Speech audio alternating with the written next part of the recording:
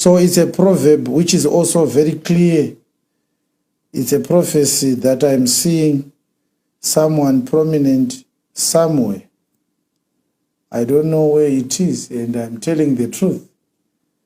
But I'm seeing someone prominent losing their life, his life, while coming back from attending a funeral. That is going to be something noteworthy. People are going to ask, did anything amiss, sinister, queer, suspicious happen at the funeral? Others are going to say he was too old. It's normal for old people to die. The fact that they are coming from a funeral does not matter. Is it an issue concerning politicians or prominent people in the country? Which country? That's something you may find out another day. But I also want to add, to shed light, more light to the Ahithophel prophecy that I gave some time ago. Pastor, can you summarize in a few words who is Ahithophel in your understanding so far? I'm sure you know Ahithophel. There are people who actually think that he was your friend at some point. The biblical Ahithophel. He was my friend. Yes. Why would they think like that? Can you tell them who is Ahithophel? Yes, I remember my Ahithophel is the one who actually he gave intelligence to King David when David was when his son actually rose against him to dethrone David on the throne, and quite a number of people followed the breakaway. But I remember Ahithophel's counsel being something that was going to bring David to the knowledge of what was happening, and also to make sure that, in as much as he appeared at Ahithophel to bring what I could call a strategy. Yes. To dethrone David. Mm-hmm. But his counsel now, it became the other way around. It never achieved the objective. Yes. There's a scripture I want to read, Pastor, in the book of 2 Samuel, where this insurrection happened. It's chapter 16, verse 23. And the counsel of Ahithophel, which he counseled in those days, was as if a man had inquired at the oracle of God. So was also the counsel of Ahithophel, both with David and with Absalom. Read again. And the counsel of Ahithophel, which he counseled in those days, was as if a man had inquired at the oracle of God. So was all the counsel of Ahithophel, both with David and with Absalom. All right. Read again. And the counsel of Ahithophel, which he counseled in those days, was as if a man had inquired at the oracle of God. So was all the counsel of Ahithophel, both with David and with Absalom. So it's amazing that I gave a prophecy and said the Zimbabwean situation has become toxic because people who are holding the hopes of a lot of people that maybe this one is going to deliver something that changes the plight of Zimbabweans' lives. There's a lot of hopes.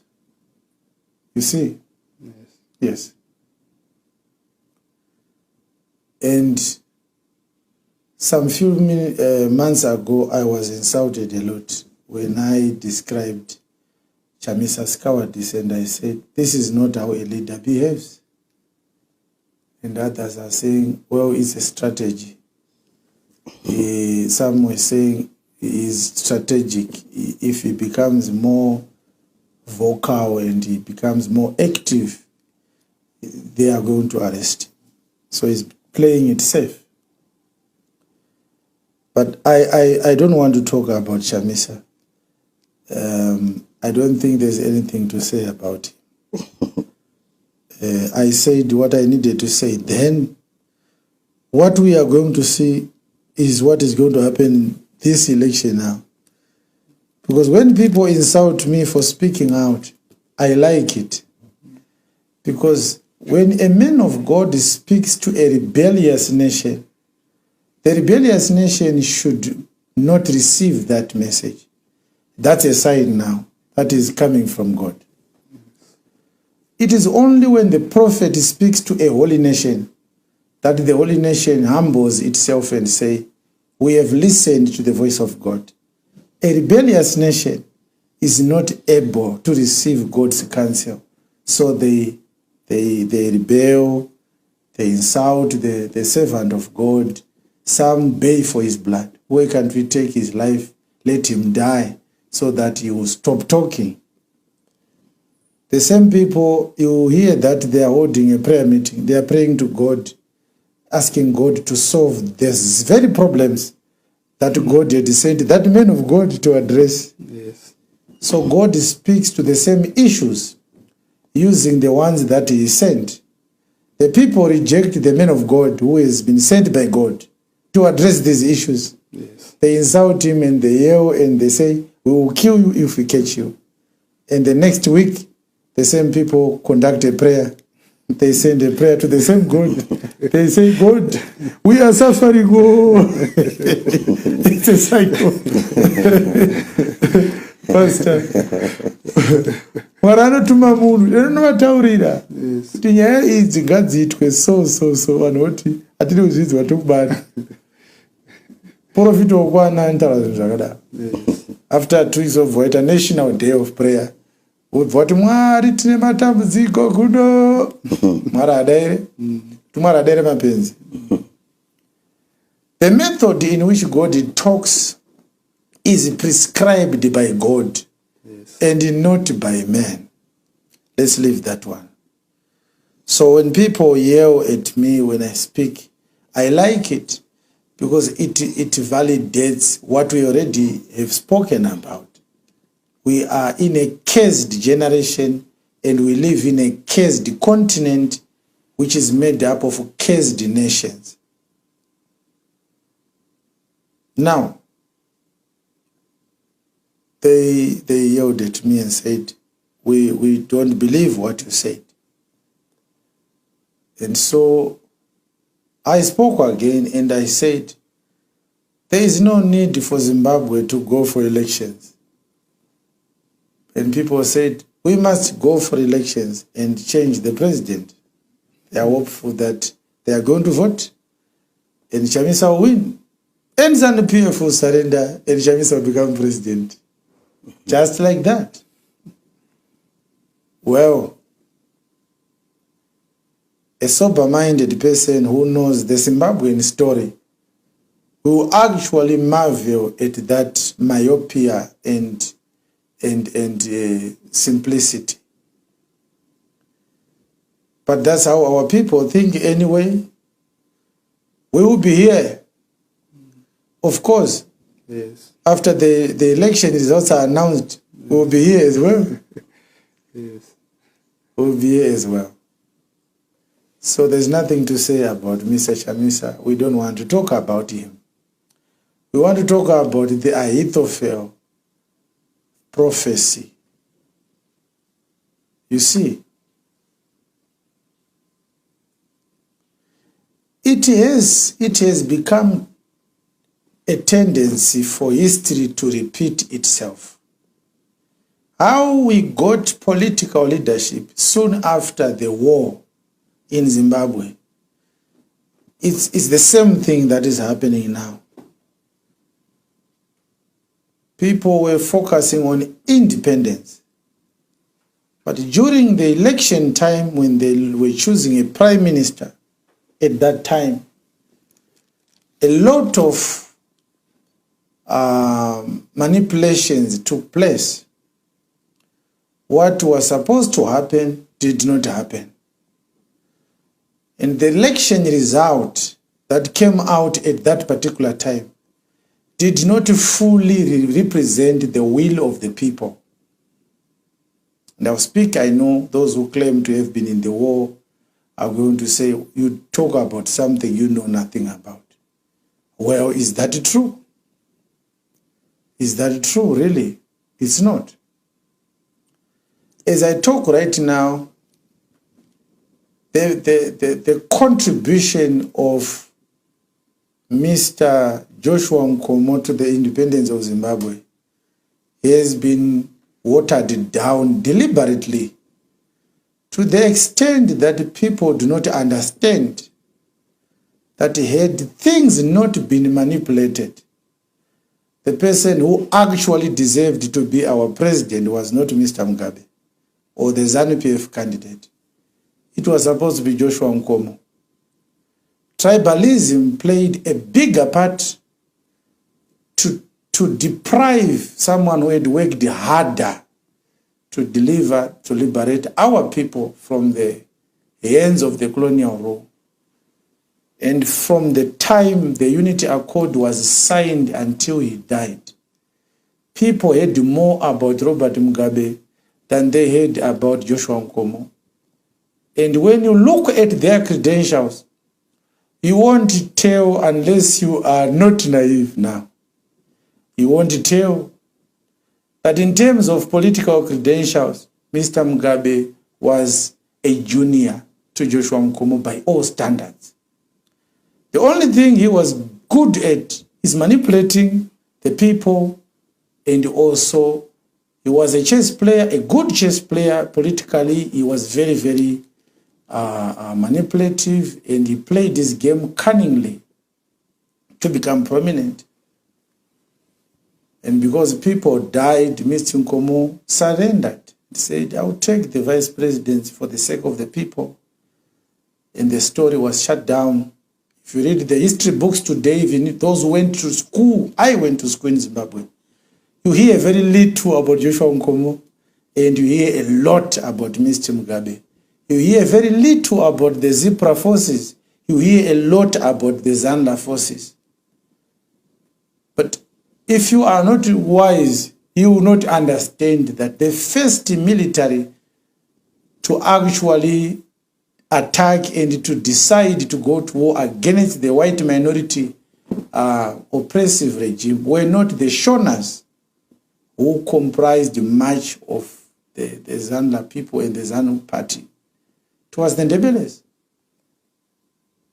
They fought the white men in the Ndebele war alone without the Shonas.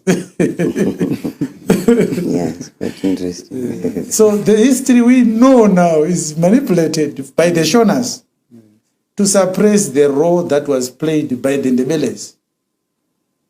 So Mr. Mugabe lifts his fist and says, Pamberne ZANU-PF, we fought for this country. But that's not exactly the correct narrative.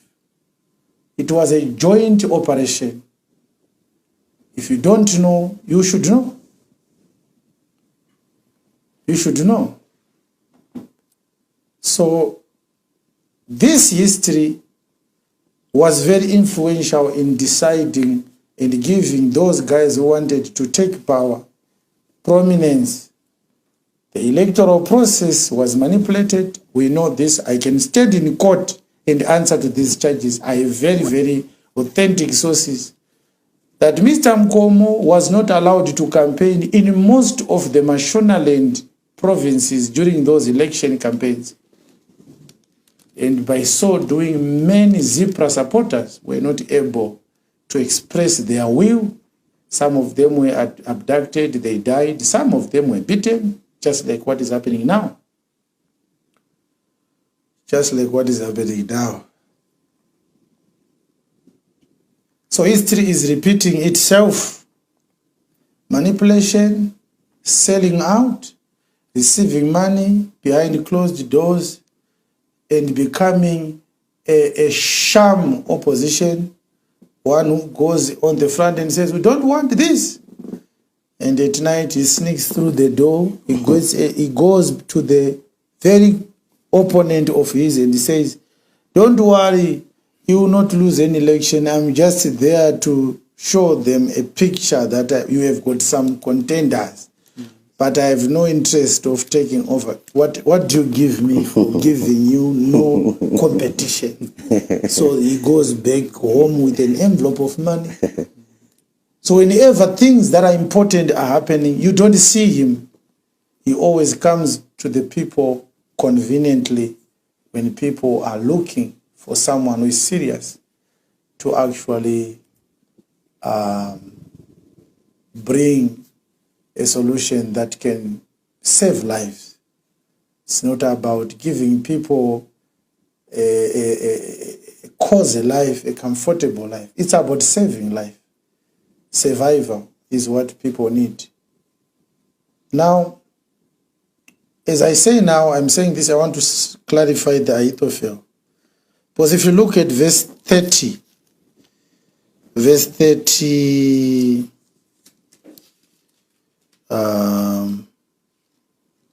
it's verse number 30.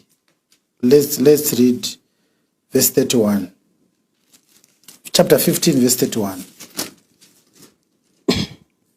And one told David, saying, Ahithophel is among the conspirators with Absalom. And David said, O Lord, I pray thee, turn the counsel of Ahithophel into foolishness.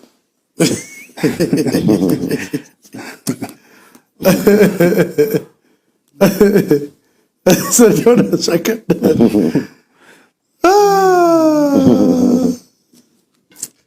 So David was angry, wasn't he, Elder? Yes, he was. Because Ahithophel was his close friend. Yes. But because of money, Yes. because of political ambitions, Ahithophel betrayed David. Yes. And when Absalom rebelled and staged a coup against his father, Ahithophel defected to Absalom. So someone came to tell David, Mr. President, say, Yes. your trusted advisor Yes. is among the conspirators with Absalom. And David prayed to God. David said, oh Lord, I pray you, turn the wisdom of Ahithophel into foolishness. Yes. Don't you know? So these are very disturbing developments. In Psalm chapter 3, David composed a psalm when he was being when he was weeping against the rebellion of Absalom. What does he say? Lord, how are they increased that trouble me? Yes. Men are they that rise up against me. Yes. Men they be which say of my soul, there is no help for him in God. Yes. But thou, O Lord, art a shield for me, my glory, and the lifter up of mine head. I cried unto the Lord with my voice, and he heard me out of his holy hill. All right. We don't need to continue with this one. I just wanted you to know that how much it grieved David. Yes. He actually composed so many psalms. You could also read Psalm 89. You could also read Psalm 34. He talked too many times about the Ahithophel betrayal. Yes. So the disadvantage of being advised, Pastor, is that when you are being advised, you have to tell your advisor what you are facing. Yes. because he can't advise you when he is less informed. Yes. So advisors eventually tend to know more Yes. about their advisees or to their clients. Yes. You see, if I ask you to advise me, you are going to say, what matters do you need advice on? Yes. And so I have to tell you. So if you advise me for a long time, you are going to know more and you become dangerous. Yes. So when David was told that his advisor has defected, he knew he was finished. And the only one who could help me this time That's good. was God. So he said, "Oh Lord, I pray you, turn the wisdom of Ahithophel into foolishness." Yes. So if you do not know, eventually Absalom rejected Ahithophel's advice. And because of that, Ahithophel hanged himself.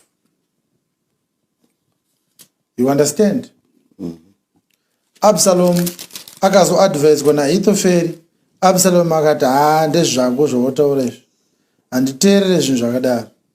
Because of pride, Ahithophel realized, if Absalom rejects my advice, I'm doomed. Yes. I have nowhere to go because I can't go back to David. So Ahithophel died.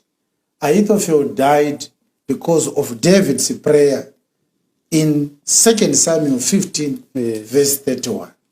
Did you know that God hears prayers of those who are obedient to him? Yes. I pray you, Lord, turn the wisdom of Ahithophel into foolishness. Because of that, Ahithophel met his death. Because David was a man of God. But my question is, so if you have an Ahithophel and you have no relationship with God, who will help you? You are doomed. Because when you have Ahithophel, you are going to need to pray to God to survive. Yes. Because Ahithophel will ruin you. Yes. He is not a good man at all. So, my advice to those who want to listen, I know not everyone will listen. Others will come back to this prophecy when they are disappointed, because they will be disappointed. And this time, their disappointment is self-made. My advice to those who listen to me is that we have a terrible situation in which people's hopes have been sold for a price. You hear what I'm saying, Pastor? Yes. People's hopes have been sold for a price. Someone received money and he disregarded what could change people's lives. But there is an Ahithophel behind these transactions. Like we said, Ahithophel is not a small person. Ahithophel is not a dandiate. Ahithophel is an intellectual.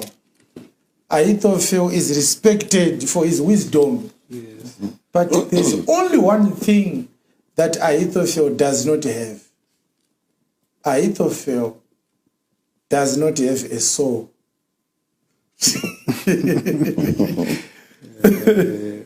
So imagine you are meeting someone who is handsome, Yes. okay, to the extent of qualifying to be described as beautiful, even though he's a man. Yes. He's handsome, well-spoken. He's also an intellectual, experienced. Everyone comes to him looking for advice. But that someone has no soul, which is one of the most important things in humanity. What makes us a human is the soul. Yes. That person has no soul, it means he has no conscience. He feels for nobody, he cares for nobody but himself and his personal ambitions. So we have a cause that has been sold for a price. And the problem we have is we have no not an initiative so far on, number one, I don't know if you have realized that in the past 8 to 10 years now, our awareness has become very, very low. People used to be aware, alert, conscious of what exactly is the problem. Yes. Now people do not know what is the problem. They also do not know who is the problem. They have no idea if these problems are like this, where do we start? If we are to diagnose this problem and offer solutions, where do we start? What is the starting point? Our people are increasingly losing interest in things that matter. They are now getting themselves bandages, band-aids to cover up the short-term pain for a short-term relief, but abandoning the long-term complications which are going to tax our population. So these are problematic issues. It's a prophecy. I'm speaking about things that happen inside closed doors, and people hope nobody will find out. Nobody will find out. I desire with my heart that everyone might find a good life. I desire that there be stability in Zimbabwe. I desire that someone can go to work and earn his salary and be able to put his money in a bank and come back after 12 months to receive his money without hearing stories, receiving his money in the right currency that he left it in, without that money having lost all its value because of policies. I desire that someone may go to work and come back home safe and healthy. I desire that people go to school and earn qualifications and find jobs. These are desires that every Zimbabwean has. But the problem is we have a bigger problem than these problems. Our problem is now we do not have the right people to prosecute these problems. The people we are putting hopes on are the ones who are being advised by the Ahithophels that I'm prophesying about. Now,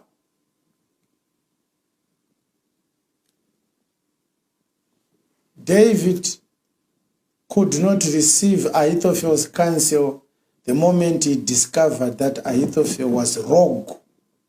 So he prayed and said, Lord, take Ahithophel's life. That's what he said. Mm-hmm. When he said, turn Ahithophel's counsel into foolishness, David was praying that God punishes Ahithophel for his double dipping.